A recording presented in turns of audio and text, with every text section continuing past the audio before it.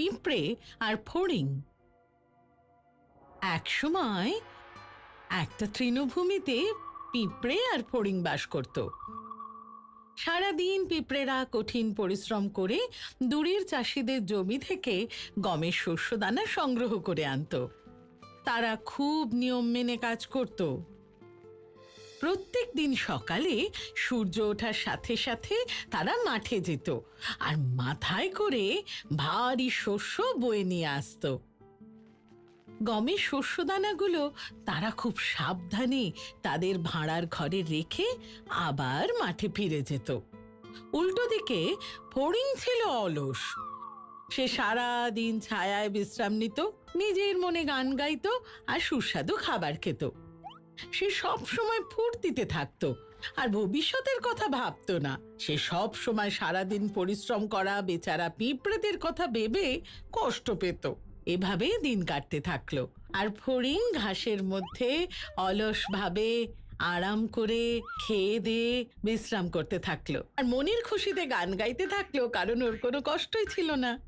কিন্তু উল্টো দিকে পিঁপড়েরা অনেক পরিশ্রম করে শস্যদানাগুলো তাদের বাসায় বয়ে নিয়ে আসতো।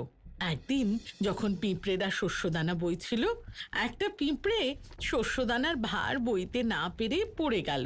সে ক্লান্ত ছিল আর চোটও পেয়েছিল, কিন্তু ফড়িং সে পিঁপড়েকে সাহায্য না করে তার দিকে তাকিয়ে হাসলো।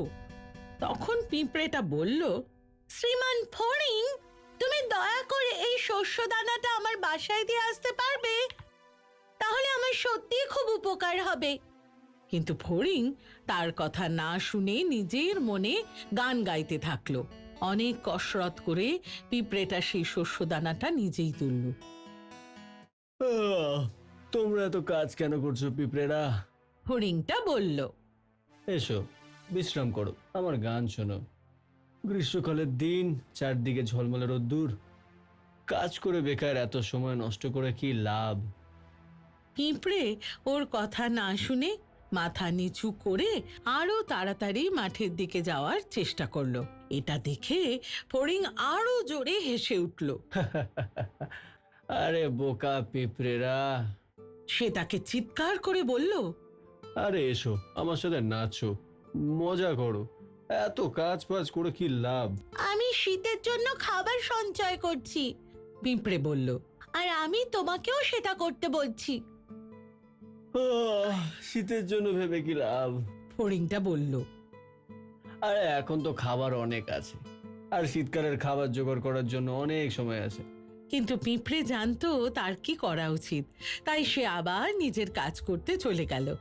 আর ফড়িং তৃণভূমিতে লাফিয়ে লাফিয়ে মনের খুশিতে গাইতে আর নাচতে থাকলো। এটা আগামী অনেক দিন চলল। শীতের জন্য প্রস্তুত হওয়ার পরিবর্তে ফড়িং নিজের অবসর সময় নাচতে, গাইতে আর খেলতে পছন্দ করত। সে বুঝতে পারেনি যে এই সুন্দর গ্রীষ্মকাল সারা জীবন থাকবে না, আর কিছুদিনের মধ্যেই বর্ষা আর শীতকাল আসবে। গ্রীষ্মকাল পেরিয়ে শরৎকাল এলো, আর শরৎকাল পেরিয়ে শীতকাল এলো।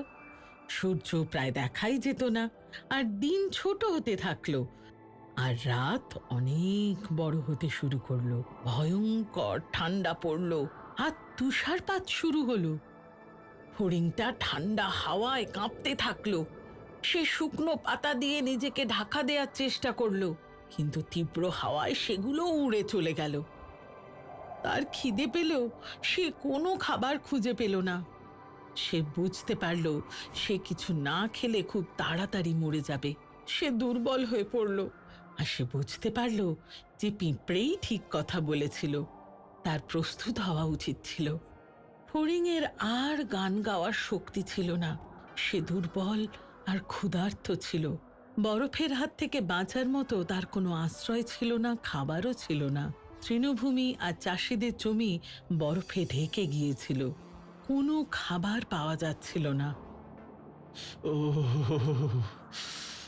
কি করব আমি? কোথায় আমি যাব? ফড়িং দুঃখ প্রকাশ করলো। সে ভাবেনি যে এই শীতকালটা আগের থেকে কঠিন হবে। আর যেহেতু সে নিজের জন্য খাবার সঞ্চয় করেনি বা অন্য কাউকে সেটা করতে সাহায্য করেনি, তাই সে গ্রীষ্মকাল পর্যন্ত বেঁচে থাকবে না। বরফ থেকে বাঁচার জন্য তার কোনো আশ্রয় ছিল না, আর খিদের জ্বালায় মরণাপন্ন হয়ে পড়েছিল। তখনই সে দেখতে পেল পিঁপড়েরা তাদের গ্রীষ্মকালের সঞ্চয় করা খাবার খাচ্ছে। এই পিঁপড়েদের কাছে যাওয়া উচিত, গিয়ে কিছু খাবার চাওয়া উচিত আর আশ্রয়।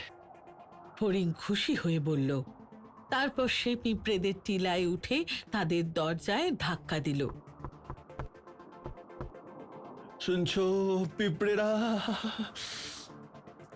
সে খুশি হয়ে বলল, আমি এসে গেছি তোমাদের জন্য গান গাইতে, আর আমি চাই একটু আগুন পোহাতে, আর তোমরা আমার জন্য কিছুটা খাবার আনবে তোমাদের ওই সঞ্চয় থেকে। না না শ্রীমান ফড়িং, আমরা তোমার কোনো গান শুনতেই চাই না। সে ভেতরে আসার জন্য অনুরোধ জানালো আর বলল তাকে কিছু খাবার দিতে, নয়তো সে মারা যাবে। কি?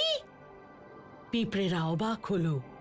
তুমি শীতের জন্য কিচ্ছু সঞ্চয় করনি? তাহলে তুমি সারা গ্রীষ্মকালে কি করছিলে? আমার আমার আমার কাছে কোনো সময় ছিল না খাবার জোগাড় করার জন্যে। ফড়িং অনুতাপ করলো। আমি তো গান গাইতেই খুব ব্যস্ত ছিলাম, যতক্ষণে বুঝেছি ততক্ষণে গ্রীষ্ম চলে গেছে। পিঁপড়েরা বিরক্ত হয়ে মাথা ঝাঁকালো আর ফড়িংয়ের কথা না শুনে নিজেদের কাজে ফিরে গেল।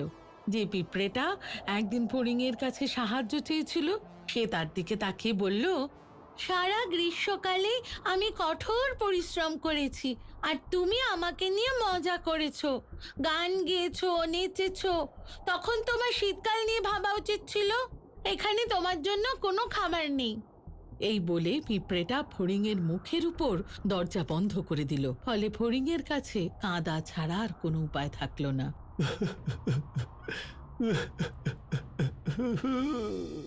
সমাপ্ত।